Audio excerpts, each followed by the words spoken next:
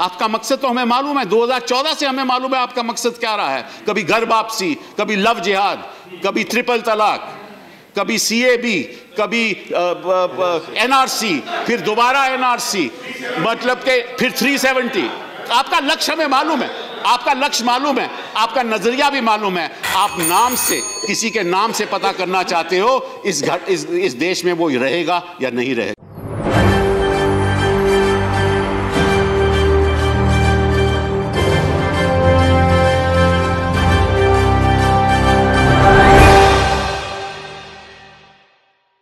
नमस्कार, SPN9 news देख रहे हैं आप। आपके साथ मैं हूं Mansi Jaiswal. Uniform civil code का मुद्दा लगातार गर्माता हुआ नजर आ रहा है। सीधे तौर पर केंद्र सरकार पर हमला बोला जा रहा है तमाम विपक्षी पार्टियों की तरफ से। कहा जा रहा है कि यूसीसी को लेकर लगातार जो यहां पर केंद्र सरकार बातें करती हुई नजर आ रही है वो बिल्कुल पूरी तरीके से झूठ साबित होने वाला है, क्योंकि एक देश के लिए एक धर्म कानून नहीं हो सकता है, एक कानून यहाँ पर लागू नहीं हो सकता है, क्योंकि यहाँ पर हर धर्म के और हर जाति के लोग होते हैं जिनकी अपनी अपनी जो है वो रूल्स और रेगुलेशंस होते हैं। तो ऐसे में क्या यूसीसी को रद्द कर दिया जाएगा? यूसीसी के कानून को लाने की बात जो प्रधानमंत्री नरेंद्र मोदी कर रहे हैं, इसको क्या खारिज कर दिया जाएगा? क्योंकि ये आरोप लगाया जा रहा है केंद्र सरकार पर कि 2024 के लोकसभा चुनाव के मद्देनजर यूसीसी को लाकर केवल राजनीति करना चाहते हैं प्रधानमंत्री नरेंद्र मोदी। असदुद्दीन ओवैसी जो AIMIM का अध्यक्ष हैं, वो बड़ा बयान देते हुए नजर आते हैं यूसीसी को लेकर। क्या कुछ कहते हैं, सुनिए। आप कैसे कह सकते हो कि ये लोग तो परसिक्यूट हुए थे? आपको कैसे मालूम कि वो परसिक्यूट हुए थे? मैं उदाहरण देता हूं। एक शख्स यहां 1972 में आया, 1972 में आया, उसके 2-3 बच्चे हैं, उसकी मृत्यु हो गई, आज वो है नहीं। उसके बच्चे कहते हैं मुझे सिटीजनशिप दो। आप कैसे दोगे? जिसकी मृत्यु हो गई वो तो कह नहीं सकता कि भाई वो प्रोसिक्यूट हुआ था, उसने कभी पहले कहा है भी नहीं। तो बच्चों को सिटीजनशिप कहां से मिलेगी? किस आधार पे दोगे आप? वो मापदंड क्या है? किसी ने कोई कहीं गया है, बोला है? इन जो लाखों लोग हैं जिनकी आप बात करते हो, 19 लाख, चलिए 19 लाख की बात करते हैं, उनमें कितने हिंदू हैं? 5 लाख है, 6 लाख है, 10 लाख है, 12 लाख, उसके बारे में बात नहीं करूंगा मैं। लेकिन किस ऐसे हिंदू ने कहा है कि मैं परसिक्यूट हुआ था? आपको साहब बड़ी गलतफहमी है। उन्होंने मालूम क्या कहा है अपने लेगेसी पेपर्स में कि मैं तो यहां का रहने वाला हूं। उन्होंने सब डिक्लेरेशन दी है कि मैं तो यहां का रहने वाला हूं। आप उसको इस विधेयक के द्वारा झूठ बुला रहे हो। Please conclude. जो शख्स वन सेकंड सर, जो शख्स कह रहा है कि मैं तो हिंदुस्तान का रहने वाला हूं, आप उसको कहना चाहते हो नहीं नहीं तुम हिंदुस्तान के रहने वाले नहीं हो। तुम कहो तो तुम तो बांग्लादेश से आए थे और क्यों परसिक्यूट हो रहे थे, इसलिए हम आपको सिटीजनशिप देंगे। ये किस किस्म का कानून है? आप क्या कर रहे हो संविधान के साथ? आप धज्जियां उड़ा रहे हो संविधान से। आपका मकसद क्या है? आपका मकसद तो हमें मालूम है, 2014 से हमें मालूम है आपका मकसद क्या रहा है। कभी घर वापसी, कभी लव जिहाद, कभी ट्रिपल तलाक, कभी सीएबी, कभी एनआरसी, फिर दोबारा एनआरसी, मतलब के फिर 370। आपका लक्ष्य हमें मालूम है, आपका लक्ष्य मालूम है, आपका नजरिया भी मालूम है। आप नाम से, किसी के नाम से पता करना चाहते हो इस देश में वो रहेगा या नहीं रहेगा। आपने एक बड़ी आपत्तिजनक बात की शुरुआत में। आपने कहा कि वो जो मुसलमान यहाँ हैं उनको डर करने की जरूरत नहीं। किस मुसलमान के आपसे डर है? हिंदुस्तान का कोई मुसलमान आपसे डरता नहीं है।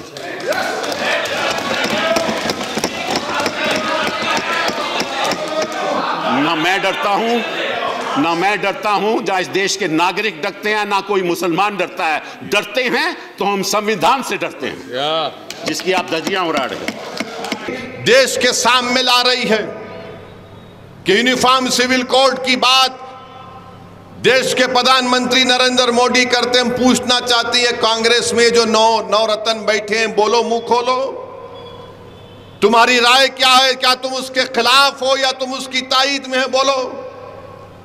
और ये जो बीजेपी की ताईद में ये रंग बिरंग के कपड़े पहनकर जो ओबामा के बयान पर बड़ा बड़ा तबसरा करते हैं, तुम भी बोलो यूसीसी के बारे में तुम्हारी राय क्या है?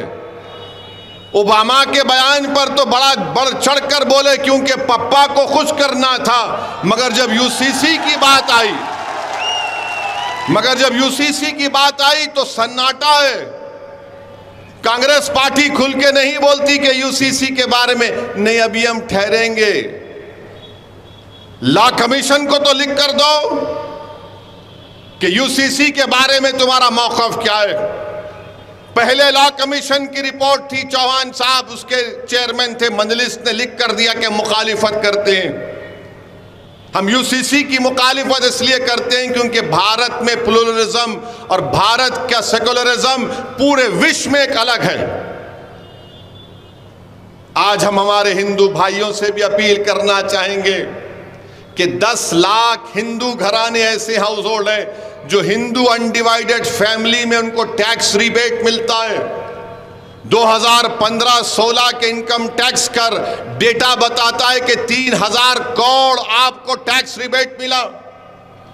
जो देश के प्रधानमंत्री आज यूसीसी की बात करते हैं, क्या हमारे हिंदू भाई हिंदू अनडिवाइडेड फैमिली के टैक्स रिबेट को छोड़ने तैयार हैं? उनको फैसला करना पड़ेगा। देश के प्रधानमंत्री बोलते हैं कि एक घर में 2 कानून कैसे होंगे। देश के प्रधानमंत्री आपको जो लिख कर दे देते हैं आप पढ़ देते हैं। मैं जानता हूं कि आप बहुत पढ़े लिखे हैं, इस पर कोई इनकार नहीं है। देश के प्रधानमंत्री के पास वो डिग्री है जो किसी नागरिक के पास नहीं है। देश के प्रधानमंत्री के पास एंटायर पॉलिटिकल साइंस की डिग्री है। तो देश के प्रधानमंत्री को हम बताना चाह रहे हैं कि एक घर में 2 कानून, तो संविधान में कंकरेंट लिस्ट क्या है, यूनियन लिस्ट क्या है, स्टेट लिस्ट क्या है? प्रधानमंत्री अगर आप देख लेते तो मालूम होता। नहीं, एक घर में 2 कानून कैसे चलेंगे? प्रधानमंत्री union list, state list, concurrent list. प्रधानमंत्री को सिर्फ 44 से मोहब्बत है। प्रधानमंत्री ये जानते नहीं है या नहीं जानते नहीं मालूम कि डायरेक्टिव प्रिंसिपल 19 है और उस 19 में शेल एंडेवर का वर्ड सिर्फ यहां पर इस्तेमाल हुआ। एंडेवर के माने क्या है अंग्रेजी में? कि कोशिश करो। यहां पर प्रधानमंत्री वो भी उसको चाप लेते हैं। डायरेक्टिव प्रिंसिपल में शराब का पाबंदी आयत की बात की गई। बंद कर दो शराब। जितने जयपुर में शराब की दुकानें हैं पूरे बंद कर दो। जितने दिल्ली में मुंबई में है पूरे बंद कर दो। अच्छा, नहीं बंद कर सकते तो ये कह दो कि जुमा और हफ्ते के दिन बंद करेंगे। तो अगर जुमे और हफ्ते के दिन बंद करेंगे तो रोड पर लोग निकल कर आ जाएंगे कि हमको विड्रॉल सिम्टम्स हो रहे हैं, हमको कुत्ते की पेशाब पीने की आदत है, हम पीना चाह रहे हैं। वो डायरेक्टिव प्रिंसिपल की बात नहीं होती। डायरेक्टिव प्रिंसिपल में यह भी है संविधान में कि भारत की दौलत सब में बराबर बांटी जाए। मगर भारत की दौलत किसके पास है? भारत की दौलत किसके पास है बताता हूं आपको। माने भारत की दौलत के बारे में अगर आप देखेंगे तो आपको जानकर तकलीफ होगी कि हमारे देश की दौलत कितने लोगों के पास है। 50 लोग 55 लोगों के पास 60% भारत की दौलत है। प्रधानमंत्री तो आप तो गरीब परिवार से आए, आप तो चाय बेच कर आए ना, तो गरीबी का एहसास आपको है। मगर पूरी दौलत इनके पास है, मगर प्रधानमंत्री उस पर बात नहीं करेंगे। डायरेक्टिव प्रिंसिपल में यह भी है सिर्फ 44। भारत के प्रधानमंत्री को जानना चाहिए कि यह भारत है, यह भारत है। यहां पर प्रधानमंत्री बात करते समानता के लिए। प्रधानमंत्री, समानता अनेकता अलग चीज है। ये देश मुख्तलिफ रंग का है, इसलिए नेहरू ने कहा था कि भारत क्या है? भारत एक रज़ाई की तरह है, नेहरू ने कहा था, जिसमें रंग बिरंग के कपड़े लगे हुए। ये भारत की खूबसूरती है। भारत के प्रधानमंत्री समानता की बात करते हैं। मेरे देश के प्रधानमंत्री को कोई समझाए जाकर कि समानता और अनेकता अलग अलग चीज है।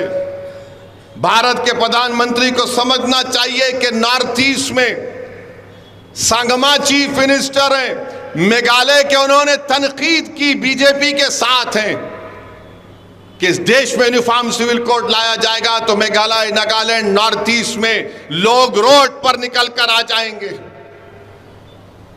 आसाम में, नॉर्थ ईस्ट में आप बीजेपी आरएसएस से पूछो कि मुसलमान एक से ज्यादा शादी करता, अरे रिकॉर्ड है तो बताओ, बताओ रिकॉर्ड है तो कि हम कितनी शादियां करते हैं और हमारे हिंदू भाई कितनी दूसरी शादियां करते हैं। सिर्फ 0.6% का फर्क है जो लास्ट डेटा बनाया गया था, एक शादी से ज्यादा का। मगर बीजेपी के पास नहीं, बोल दिया इनको कि मुसलमान बहुत, अरे कहां है डेटा बताओ।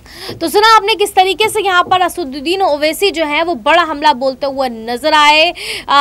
जिस तरीके से केंद्र सरकार यहाँ पर राजनीति करती हुई नजर आ रही है, केवल एक धर्म विशेष को टारगेट करने का आरोप यहाँ पर लगाया जा रहा है यूसीसी को लाकर। तो क्या वाकई ऐसा है? असदुद्दीन ओवैसी की बातों से आप कितने सहमत हैं? हमें कमेंट करके जरूर बताएं। देश और दुनिया की तमाम बड़ी खबरों के लिए देखते रहिए SPN 9।